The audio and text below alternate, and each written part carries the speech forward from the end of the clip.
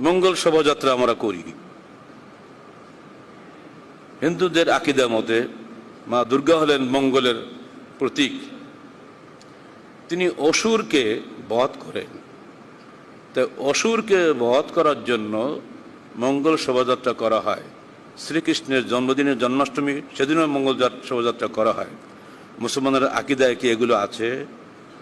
দুর্গা কি কোনো ক্ষমতা আছে অসুরকে বধ করার? অমঙ্গলকে হটানোর ক্ষমতা নাই। এখন তো শাক কুচে ব্যাং হুতুম পেশা আবল তলসা বানিয়ে ঘাড়ে করে ঘুরি বেড়াচ্ছে রাস্তাঘাটে। ও যে কি সংস্কৃতি এগুলো হুতুম পেশা কেন আসলো? সাপ ঘাড়ে করে আমাদের ছেলেরা ঘুরে বেড়াচ্ছে কেন? কে ওকে শিখালো যে সাপ ঘাড়ে করে বেড়াও, হুতুম পেশা হও? এদিন চটে কালিমাকে ভূতের মতো রাস্তায় হাটে ঘুরবে, আর যত যানবাহনের লোকজন পাবে সবকে থামিয়ে চাঁদাবাজি করা, এ কে শেখালো? অথচ মুসলমানের ছেলে।